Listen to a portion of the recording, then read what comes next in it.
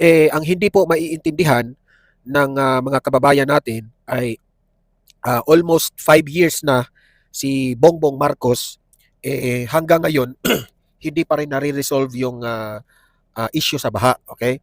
Dati nang nagmamayabang si BBM na we already have 5,500 flood control projects. So nung in-announce 'yon ni Bongbong Marcos na meron pong 5,500 flood control projects, buong akala ng sambayan ng Pilipino, buong akala po natin, no, ay magaling kasi nakapagtayo kayo ng 5,500 flood control. Oh, magaling, magaling. At least natututukan ni BBM ang pangunahing mga problema sa bansa, no? Oras na tumutok ka, balitang totoo.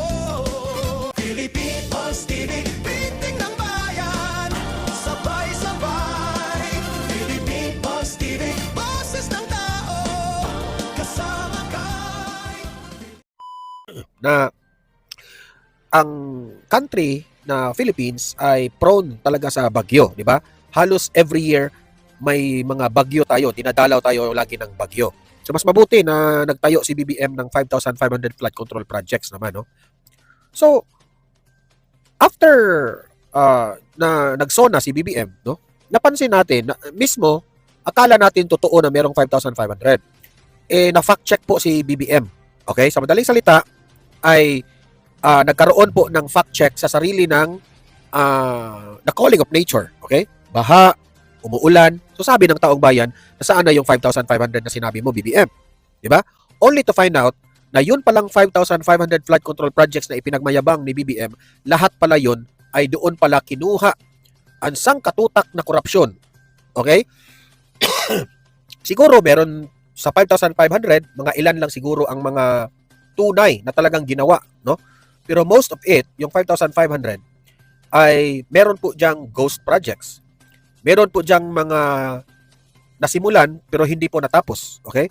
Meron po diyan natapos pero substandard. Meaning to say, imbes na dito sa banda ay lalagyan ng let us say 100 ka bakal na parang kabilya. Kabilya kasi yan sa Bisaya eh. Imbes na 100 ay ginawan lang nila ng 30. Ganun. So, kinurakot. Substandard. Instead, yung semento, ang ratio ng semento at balas, mas dinamihan lang yung balas kaysa sa semento. Ganun. Substandard. Natapos nga, pero 2-3 baha lang, wala. Giba kagad ang flood control. Yan po pinag-usapan natin ngayon kasi yan ang pinaka-main issue.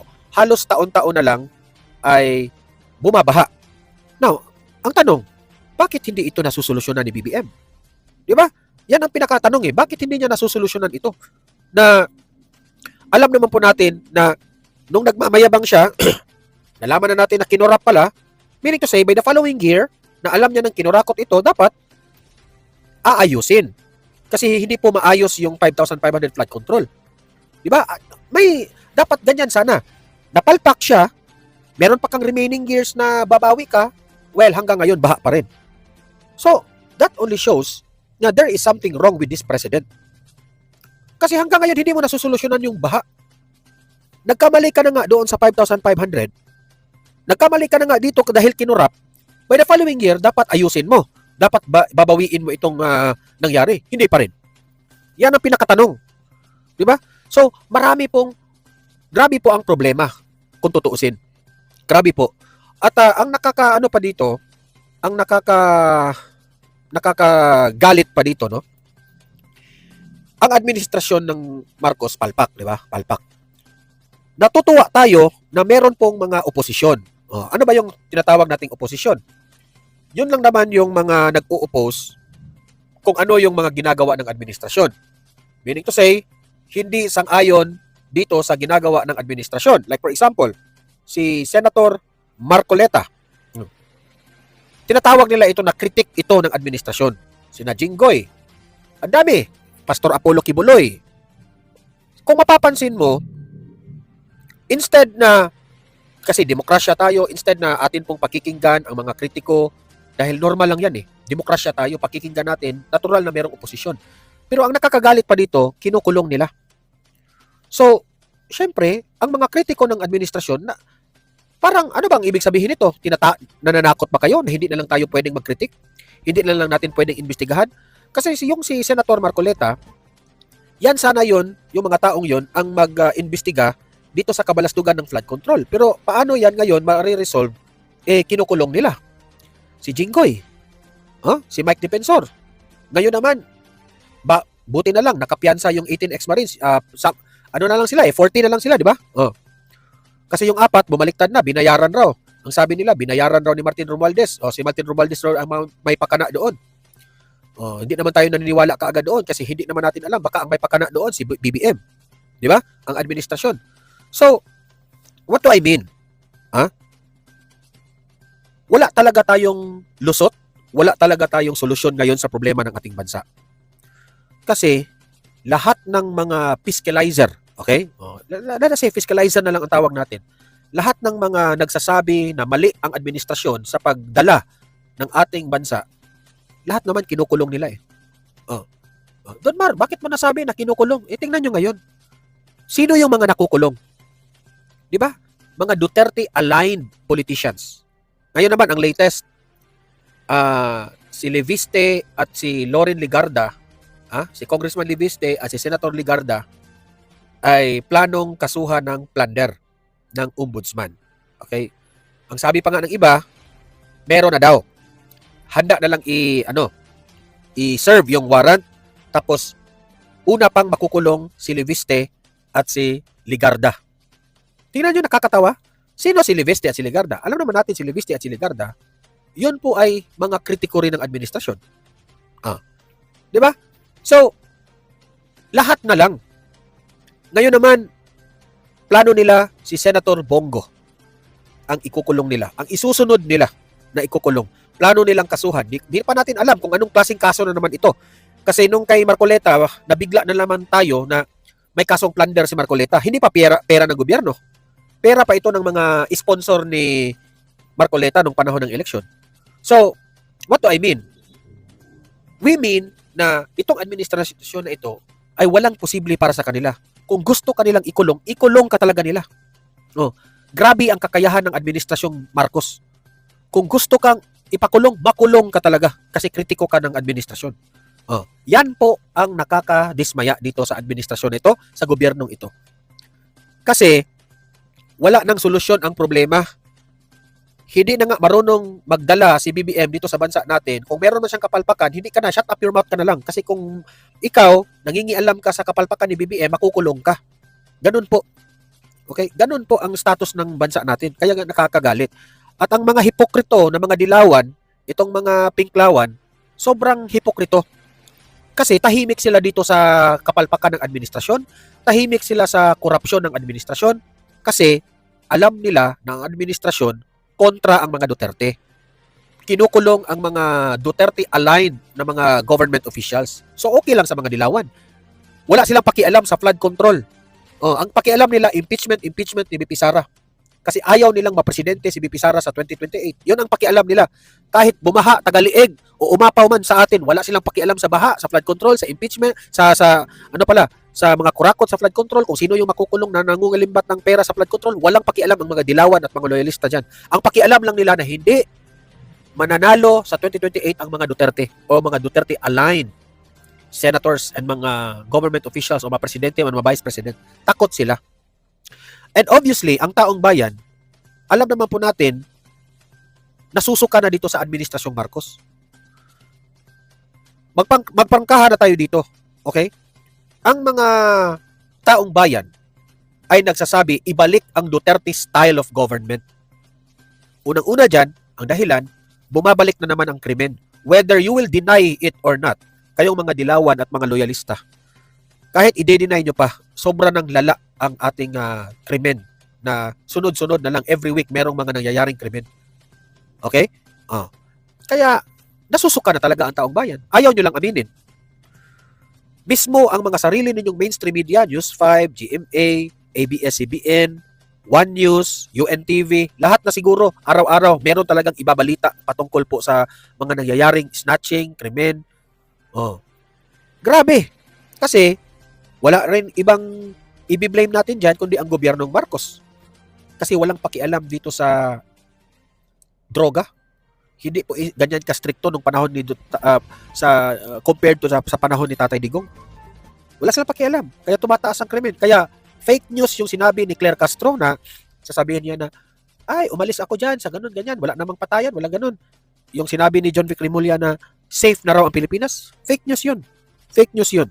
Siguro sa mga mayayaman na mga politicians, malayo kayo sa krimen kasi may mga sasakyan kayo. Hindi naman kayo lumalakad sa gabi sa mga daanan. Kasi yung mga anak ninyo, mga apo ninyo, mga malalaki yung bahay, malalaki yung gate. Safe kayo, may mga CCTVs kayo, may mga gwardiya yung mga bahay ninyo. Paano yung mga mahihirap? Yung mga mahihirap na naglalakad lang papuntang eskwelahan, papuntang namalengke, sila yung unang mga nabibiktima dito sa mga krimen ito, sa mga pasaway na mga lulong sa bawal na gamot. Kayo, hindi kayo ang unang naaapektuhan. Kaya nasabi nyo yan. Okay? Kasi itong vlog na ito, ipapakita natin itong magre-react po tayo dito sa Politico News, no, ng Bilyonaryo News, na itong si Franklin Drilon ay in-interview sa mga issues currently na nangyayari sa bansang Pilipinas. Okay? Bagong lahat, paki-like at paki-share itong video na ito para kakalat ito sa taong bayan. Sa mga hindi pa nakasubscribe dito sa Donmar TV, mag-subscribe na po kayo kasi libre lang po ang mag-subscribe. Walang bayad yan. Updated pa kayo sa ating mga trending na mga balita. Okay? Punta tayo dito sa Politico News. Pinag-usapan po ang mga current issues ng ating bansa sa mundo ng politika. Okay? Tayo po'y magre-react dito, okay? Sa kapalpakan ng Administrasyong Marcos, no? Sa sobrang lala po ng administrasyong ito. Confidential intelligence fund as a program, as an appropriation measure should be reviewed carefully. Yan ang inaabuso. I can tell you from experience, an abused item in the budget is the CIF. The first reform that I suggest is that only those who are involved. Pero Drilon, wag mong sabihin na inabuso yan ni BP Sara. Bago kayo mag-judge, na hindi ko sinabi si Drilon lang ha, bago ninyo husgahan ang confidential at intelligence funds ni BP Sara, buksan natin lahat ng confidential funds ng mga ahensya ng gobyerno. That's very unfair on the part of BP Sara. In intelligence gathering, yun lamang may mandato para maghanap magkaroon ng intelligence operation. Yun ang dapat bigyan. What's more abused, unprogrammed appropriations or CAF? CIF. It's more abused. Why? Because unprogrammed appropriation can only be spent kung mayroong Pera. extra. Triggers. Those are the triggers. Itong confidential intelligence fund, walang trigger yan. It's already there. Ang trigger mo is the approval of the head of office. Pero may mga notice of cash disallowances ang COA, di ba sir? Pero post-audit naman lumalabas yun. Yung COA, you can be audited. Natitingnan mo kung ano yung gastos at mayroong judgment kung ito yung tama o hindi. Yung intelligence funds, a closed envelope system dun.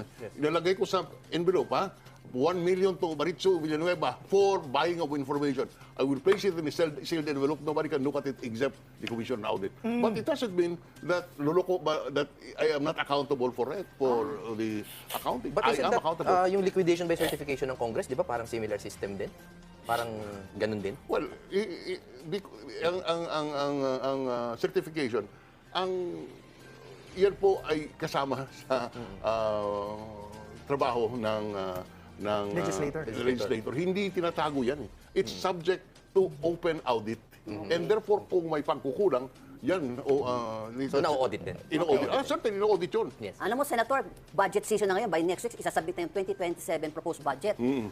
Dahil doon sa flood control alleged ghost flood control projects, nagkahigpitan, nasuspend yung iba, nauso yung for later release.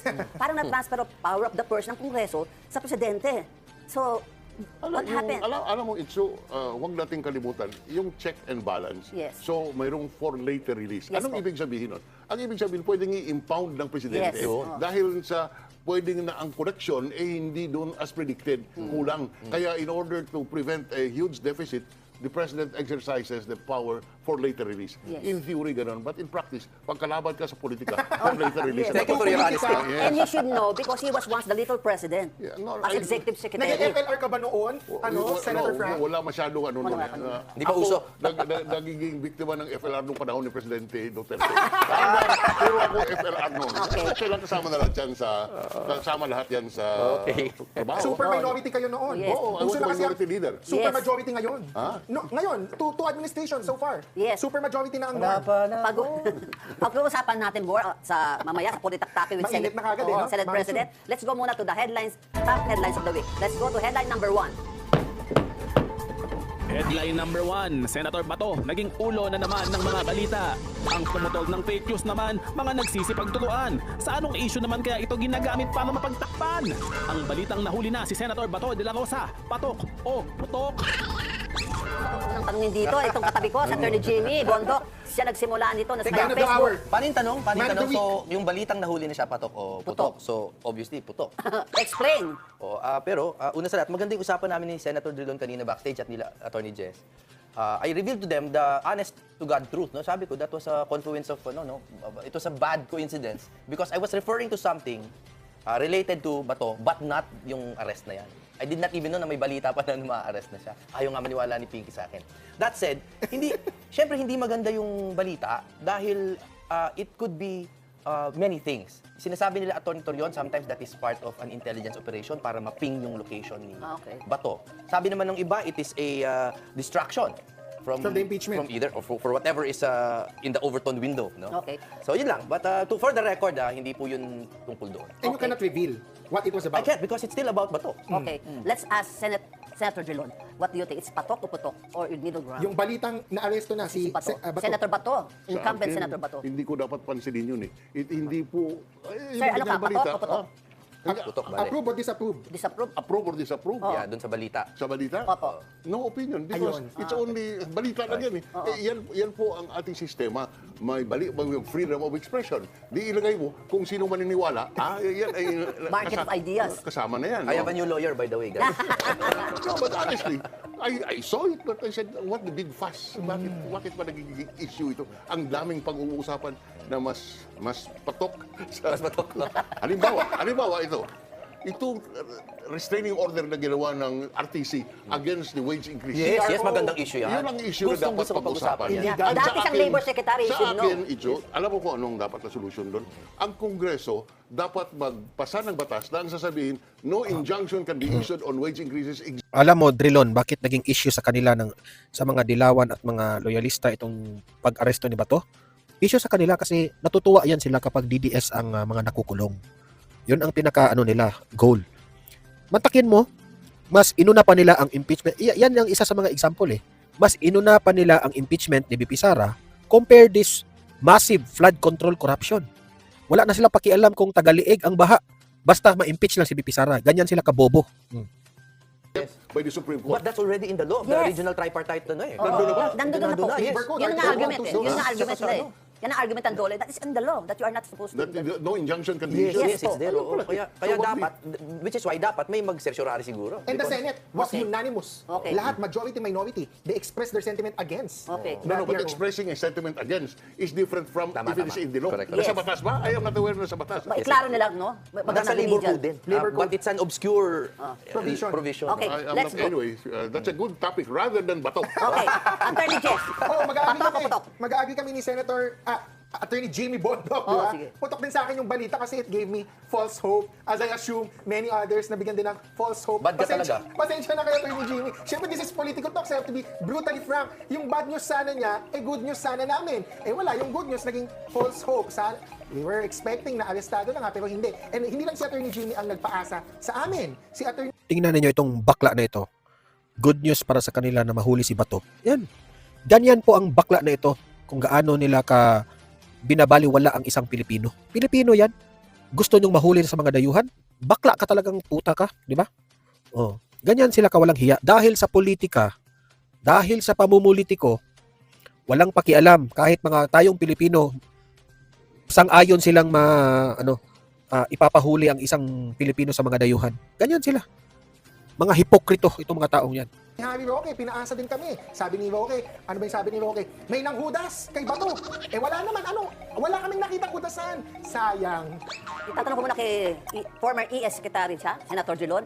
Yung sabi naman na kanya, diversionary tactic yan. Do you share the same belief? Sa akin, wala akong opinion doon. Hindi Okay, ko sige. pinapansin yung balita na yun. Ito lang. Yan ang brutally frank. Yes. Brutally frank. Si Frank. Oh, Wala Frankly akong speaking. pakialam. I mean, that will, honestly, I appreciate that. it doesn't affect our daily lives. Oh. So ito, may It's a non-issue. epekto sa atin. In line with the Alam mo to kasi MLAT, Mutual Legal Assistance with the US, pina-extradite daw ng US, may request na US government to extradite Pastor Kibuloy of KOJC. Ano po ang, at present times, ma-apply po ba to natin? Yung extradition ni Pastor Kibuloy na facing human trafficking charges here in the Philippines? Ako ang nag-negotiate tong MLAT na yun. Yes. Ako ang pumirma noon. Hindi Yes. ako pumirma. Ang Foreign Affairs Secretary ang pumirma. But I was the Negotiator. Justice Secretary nung binuo namin yung MLAT. Yes, the sir. extradition Yes, sir. treaty. Your legacy. Ano ang tanong mo? Wala masama sa nangyayari. It's consistent with the provisions of the MLAT. Yes. Ang issue dyan, yun ba'y papayagan ng ating judicial authorities? Yes, kasi may pending case si human trafficking dito. Yan ang desisyon na gagawin ng husgado. Yan ba'y papayagan nila ang temporary custody ng mga Amerikano Oh, yes. dahilan sa in two jurisdictions nangyari ang krimen, alleged krimen. Yes po. Philippines and The trafficking, and USA. and the United States. So it's a question of which will be attended to or given priority. And that is a valid issue. Let the courts decide it. Anong sagot mo dyan, Attorney Jimmy? A disclaimer and some points. Una, si Atty. Torion, the lawyer of Pastor Yeah, Kibuloy, you're- is my partner. yeah. Okay. So, sa akin, walang ka-issue-issue sa extradition because we must differentiate this from the ICC issue. Yung Yeah. ICC, there's a jurisdictional question. We all have our different views, pero at least may difficult question of law doon. Dito wala. The extradition law, they have passed, no? Okay. That said, feeling ko lang, medyo hindi maganda na naman na dagok sa ating judicial system kasi pag na-extradite siya, naunahan na naman tayo ng justice system ng ibang bansa. Let's be candid with each other. Yes. A lot of things are wrong with our justice system. Yes, I appreciate that acknowledgement. No? Kasi nga, ang mangyayari niyan, ang tagal nang naka-detain ni Pastor, mauunahan na naman tayo ng ibang jurisdiction. Attorney Jess, your point. More than the legal considerations ang tinitingnan ko dyan, yung politika syempre, no? Yeah.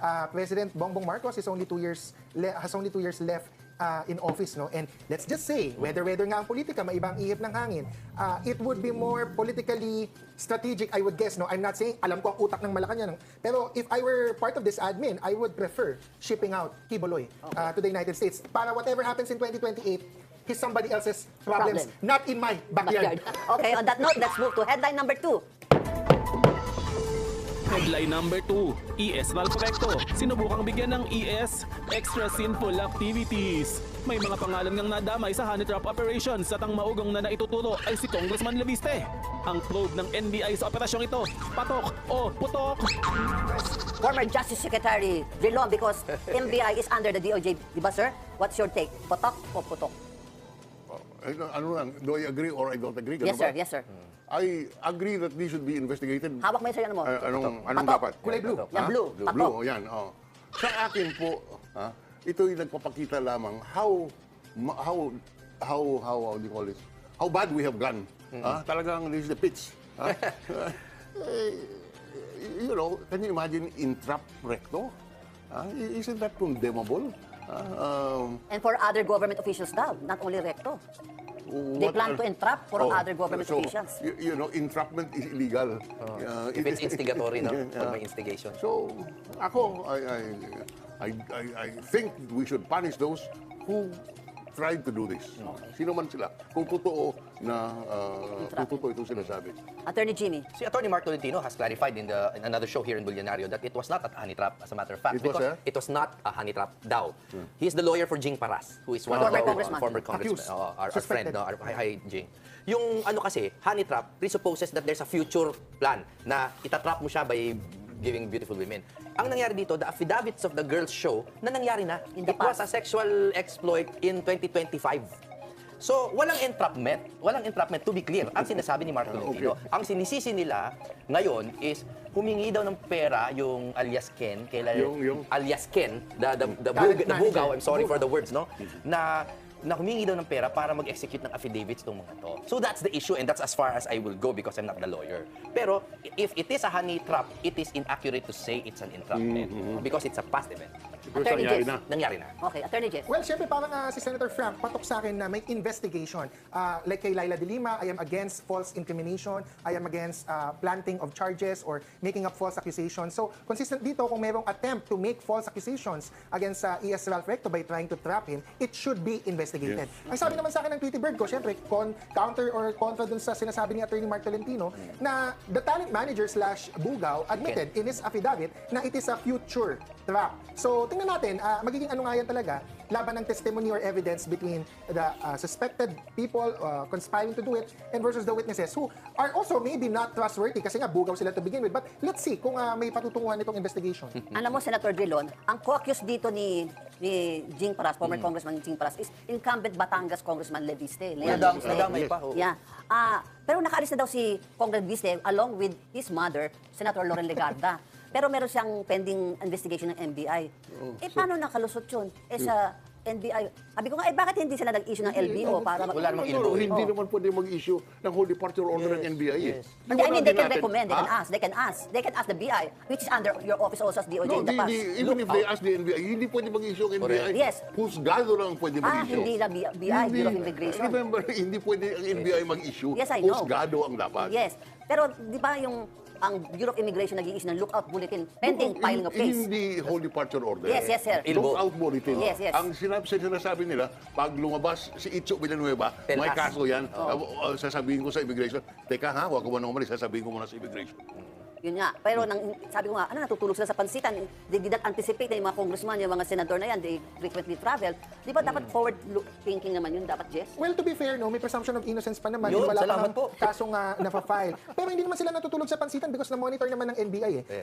NBI Director Melvin Matibag indeed announced na i-confirm na lumipad nga abroad. Ang masasabi ko lang dito, sabi syempre ng aking sources, mental health break or pahinga naman from the controversies ang ginagawa ni Senator Loren tsaka ni Yes. Congressman Leandro Leviste. At hindi ito ang unang time na may pinagdadaanan si Senator Loren. Nung natalo siya as Vice President in the 2004 elections, sobrang lungkot din yan nun, if not related sa mental health. So, ngayon, I think everybody deserves a break. Ang aking ano lang dito, tirada lang dito, no, or sundot kay Senator Loren, with all due respect to Senate President Win Gatchalian, ay sabi niya, ang mga senador daw, hindi daw kailangan ng travel authority for personal trips.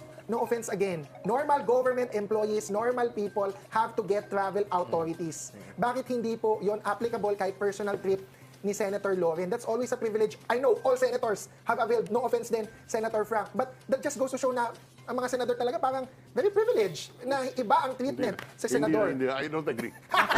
Without due respect. Without due respect. Pag personal ang biyahe mo, that means walang government funds. Yun. And therefore, you do not need the clearance. Yes, that's the explanation. Huwag naman na, bawat pumunta ako sa kung saan, personal ko But naman. non-senators, sir, for their personal trips, Okay. still need a travel Yes. authority. Okay. Sino? Non-senators. Sa mga plantilla, halimbawa, government Barangay. employee. Empleyado. Yeah. Kagawad. Yes. Yes. Anyway, Anyway, sige. I will have my last words. Sabi ni NBI Matibag kay Congressman Leviste, good voyage. Ang sabi naman ni Ombudsman Remulla kay Senator Legarda at kay Leviste, kasi meron silang 10 billion plunder case na iniimbestigahan ng Ombudsman. Babalik sila. Kung hindi sila babalik silang nakaposas. Anyway, let's go to headline number 3. Headline number 3. Ex-Senator Bong Revilla nakapagpiyansa na at pansamantalang lalaya muna. Ang kanyang kaso, mabebeli wala na rin kaya. Ang 1 milyong bail ni Bong, patok o putok. Tanungin ko si former Senate President Drilon because former Senator Bong Revilla once served under you. Ano po to? Patok o putok? The bill. The 1 million bail paid by... Okay. Alam mo, Itzo. Patok o putok? Middle ground. Gitna, ganyan. No, ganito yun eh. Ha? Hindi bailable yan if the evidence of guilt is strong. Alam mo, Jimmy, Yes. alam natin. Ngayon, ang judgment ng husgado, the evidence is not strong. Kaya, ako hindi ko alam kung ano yung ebidensya eh. Okay. So, hindi ko sasabihin na mali o tama. Kasi ang batas sinasabi, for capital offenses, bail shall not be granted except where the evidence of guilt is strong. Eh kung wala kang ebidensya, hindi ba pwedeng, tama ba na hindi ka bibigyan ng bail? But labag sa batas yan. Ngayon, kung malakas ang ebidensya, pwedeng pupunta ang ombudsman sa Supreme Court at i-question ang bail. Yeah, kinwestiyon na nga nila. Ha? Kinwestiyon na nga nila. Kaya bilib ako kay Justice Secretary nun, kay Justice Drilon. Human rights lagi naglalaban niya. Bongga. Oh, yes. Attorney Jimmy. Ako, legal and political. On the legal side, it's a non-issue. Kasi, unang-una... Patok o putok? Patok, na binigyan siya ng bail kasi it's a non-issue legally. Dahil una, Article 3, Section 13 yata yun, di ba? Excessive bail shall not be required. Pangalawa, meron na mga sa Rules of Court, sa Rule 114 on the guidelines. Kung hindi ko naman alam yung pinagbasihan nila. Pero nakalagay dyan, flight risk ba siya? Siguro, sabi ng judge, hindi naman flight risk to. Lagi naman nandito. On the political side, yun ang mas gusto kong malaman. Bakit kaya ngayon? Bakit siya ngayon? Antayan na. Bakit Wow, ngayon? okay, No, but I'm glad for him, by the way, kasi isa ako sa mga unang naawa nung siya ay napag-tripan dyan, no? Pero ngayong nagrantan siya ng bail, I'm very curious, bakit kaya biglang siya ay binigyan ng bail? Okay. Bakit ngayon? Wala kang sagot, ha? Wala, kasi para sa'yo yun eh. Ah, sige, ikaw daw sasagot. Patanong ka lang, ha? Patok o putok? Okay, syempre, alam mo naman tayo, fearless views. Putok.